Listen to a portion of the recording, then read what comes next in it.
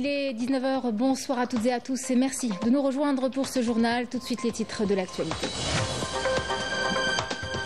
Inauguration hier de la station de dessalement d'eau de mer de Cap-Blanc à Oran par le président de la République lors d'une visite de travail.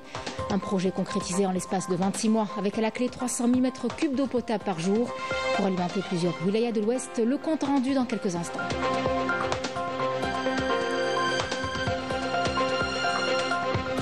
Nous vous parlerons par la suite de la soi-disant aide que la France aurait accordée à l'Algérie. L'Agence française de développement vient tout juste de démentir les propos tenus par des figures de l'extrême droite qui ne sont pas à leur première dérive.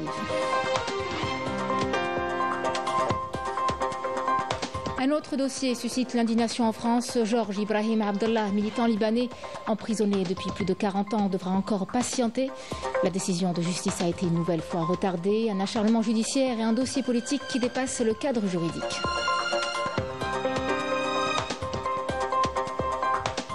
Nous irons ce soir à Tindouf. Une délégation parlementaire algérienne était en visite au camp des réfugiés sahraouis. Ils dénoncent l'injustice dont ces populations sont victimes et plaident pour leur droit à l'indépendance et à l'autodétermination.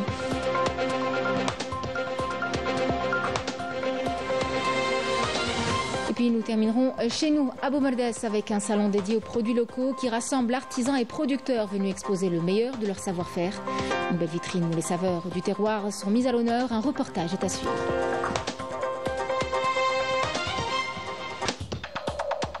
Mesdames, Messieurs, bienvenue à vous. Une nouvelle page s'écrit dans la gestion de l'eau en Algérie. Le président de la République, Abdelmadjid Tebboune, a inauguré hier la station de dessalement d'eau de mer de Cap-Blanc, la plus grande du pays, lors d'une visite de travail à Oran. Un projet mené tambour battant, 26 mois seulement pour voir le jour. À la clé, 300 000 m3 d'eau par jour, d'eau potable par jour pour alimenter 6 wilayas de l'Ouest. Un pas important pour l'indépendance hydrique et un engagement fort du président de la République pour renforcer la sécurité hydrique. Le compte rendu avec Emel Bouarba. Avec l'inauguration par le président de la République de l'usine de dessalement d'eau de mer de Cap-Blanc, l'Algérie franchit une étape cruciale dans l'industrie du dessalement. Une méga-usine réalisée en un temps record grâce à la mobilisation des compétences nationales.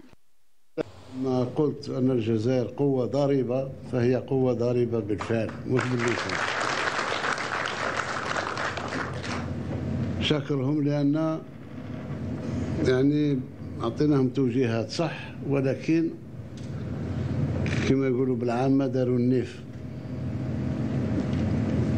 يعني خدموا 7 أيام على 7 أيام 24 ساعة على 24 ساعة تقنيات تقريب جديدة عليهم ولكن كانوا في مستوى التحدي.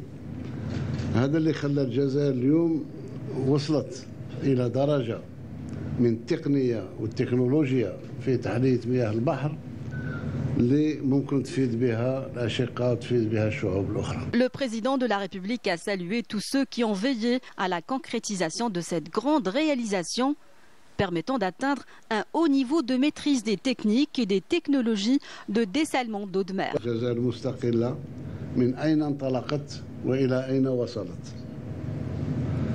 يعني كل سنة وجزء من السنة ندخل في عالم آخر تكنولوجيا وتقنيات ربما في وقت فات في بداية الاستقلال كان صعب حتى حفر آبار عميقة. اليوم يعني تجاوزنا إلى مرحلة الإنجاز بالسرعة وبالتكنولوجيا الكافية بحيث وضعنا الحجر الأساس لهذا المشروع العملاق منذ 25 شهر أقل واليوم لنا الشرف باسم الجزائريات والجزائريين باسم الجزائر المستقلة جزائر تحدي جزائر المنتصرة أننا ندشن في ظرف 26 شهر.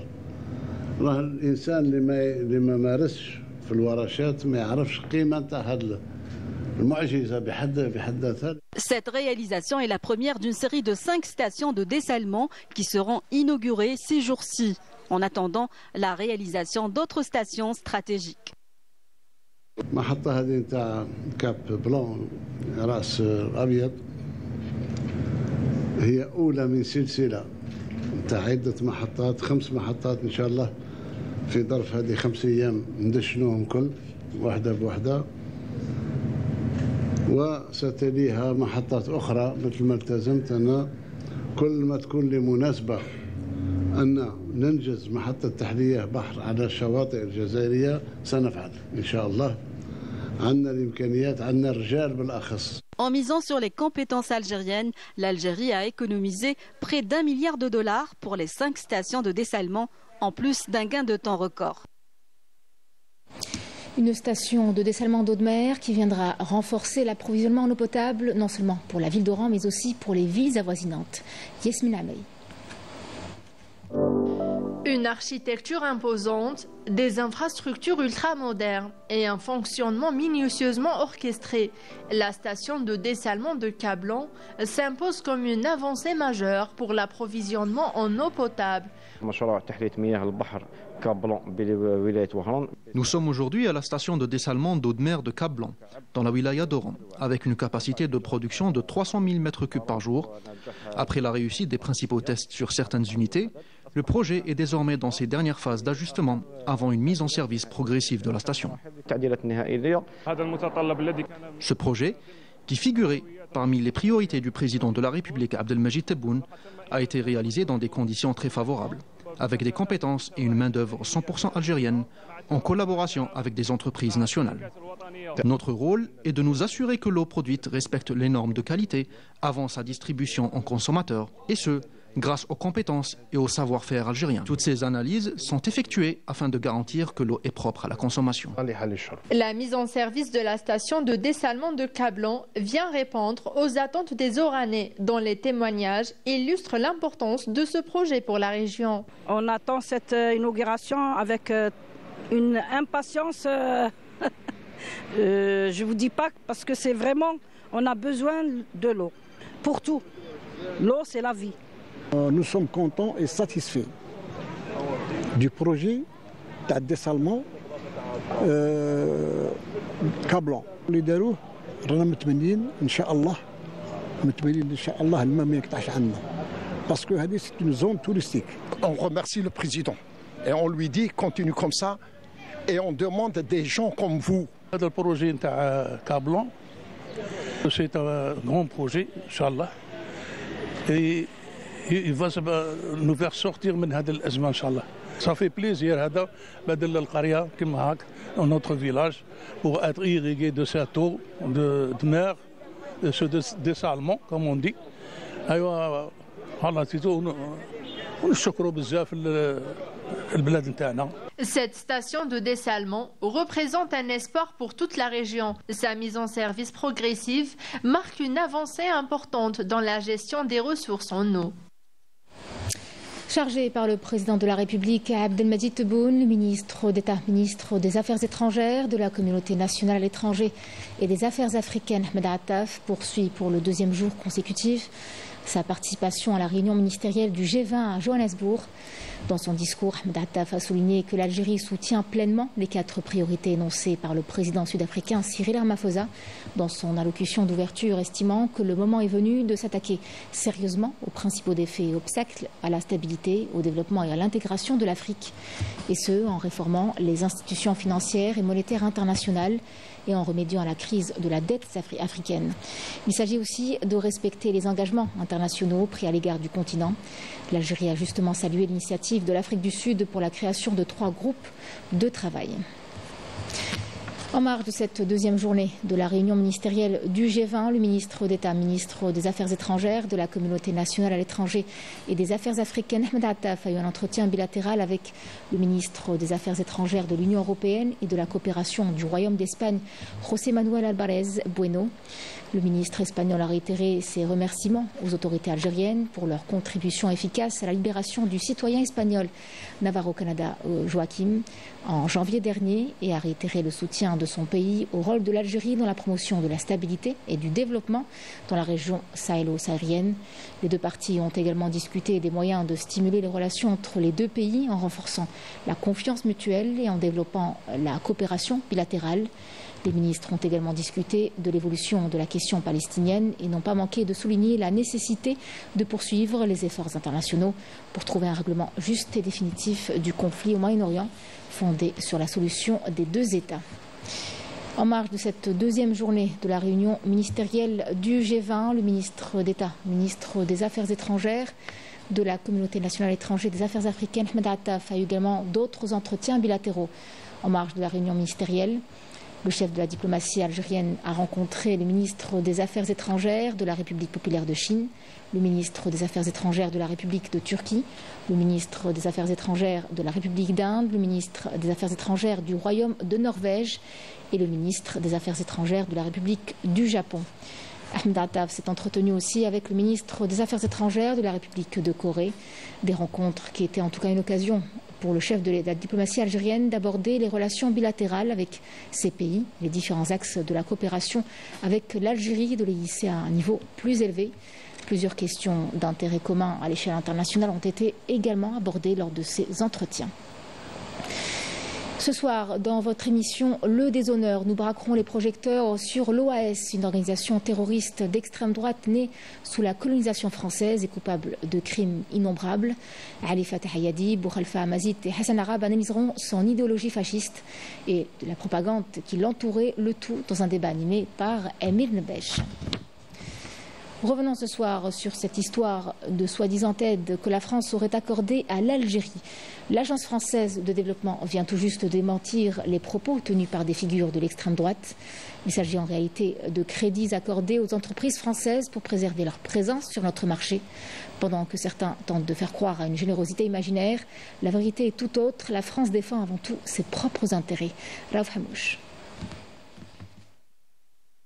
La partie xénophobe de la France appelle ces derniers temps à des mesures punitives contre Alger, notamment le retrait d'une prétendue aide française au développement à l'Algérie.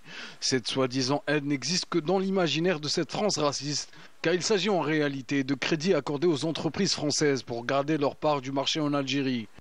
Récemment, des déclarations de l'eurodéputée Sarah Knafo ont suscité la controverse.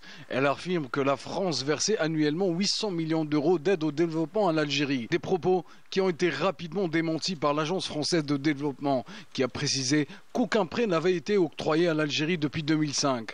En effet, aucun prêt n'a été octroyé à l'Algérie, qui rembourse chaque année les emprunts que ce pays avait préalablement contracté auprès de l'AFD. Le seul projet financé depuis 3 ans par l'AFD sur subvention de l'État français à hauteur de 0,7 million d'euros vise à soutenir un partenariat de formation avec l'université de Brest. Alors nous, on fait rien en Algérie. On a fait, je crois, 700 000 euros. Oui. Il y a un chiffre, j'ai vu d'un chiffre de 136 millions d'euros. Oui. Il faut que vous compreniez bien, ces 136 millions d'euros d'aide à l'Algérie, oui, à 92%, c'est des bourses pour les étudiants algériens en France. Des gens qui étudient dans nos universités. Donc c'est pas du tout des investissements en Algérie. Les étudiants algériens à venir étudier en France. Il se trouve qu'on a le droit de compter dans l'aide au développement l'appui qu'on donne à des gens qui viennent étudier en France, puis qui souvent, vous le savez, restent en France et travaillent en France. Donc c'est ça qu'on appelle l'aide à l'Algérie. Et en tout cas, ça passe pas par l'AFD, ça je peux vous en assurer. Faut-il rappeler à ces polémistes, à la solde de l'extrême droite française, que dans le cadre de la Convention algéro-française de sécurité sociale relative aux soins dispensés en France aux ressortissants algériens, que l'Algérie a payé de 2010 à 2019, près de 94 millions d'euros qui ont été transférés aux hôpitaux français et plus de 23 millions d'euros de 2020 à 2024. Profitant du silence de l'Élysée, l'extrême droite n'est pas à sa première dérive et s'enlise dans une propagande honteuse sans prendre le soin de vérifier la véracité, sachant qu'elle peut compter sur la justice de son pays qui a tendance à faire du deux poids deux mesures un de ses principes fondamentaux. Passons sous silence les crises internes qui secouent le pays et traduisent les échecs successifs d'un gouvernement en perte de vitesse. Un système où la justice semble peser au gré des intérêts. Direction toujours Paris, on reste à Paris, où un autre dossier suscite l'indignation. Georges Ibrahim Abdallah, militant libanais, emprisonné depuis plus de 40 ans, n'est pas prêt de retrouver sa liberté. Son espoir de libération a été repoussé. La décision de justice une nouvelle fois retardée. Un report de plus dans un dossier où le droit est rattrapé par d'autres considérations. Marim Damis. Après plus de 40 ans passés en prison, Georges Ibrahim Abdallah devra encore patienter. La Cour d'appel de Paris a décidé de reporter sa décision concernant la demande de libération du militant libanais au 19 juin, relançant une fois de plus un dossier aux fortes implications politiques et diplomatiques.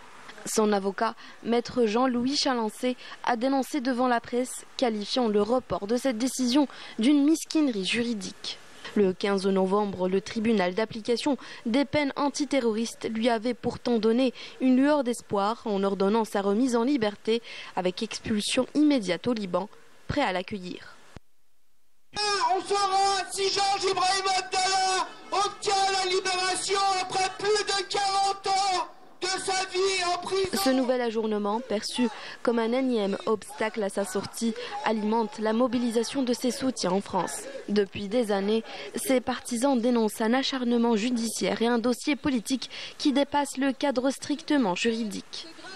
Ce qu'on attend, c'est la libération de Georges Abdallah, qui serait la fin d'un acharnement de plusieurs décennies face à un militant anti-impérialiste qui est détenu depuis plus de 40 ans. C'est le plus vieux prisonnier politique d'Europe et il est détenu clairement pour des raisons politiques avec l'aide de l'État français, des États-Unis et d'Israël. Donc ce qu'on attend, c'est qu'il soit libéré parce que le combat qu'il mène est un combat légitime, qui est le combat de tout le peuple palestinien qui est massacré en ce moment même.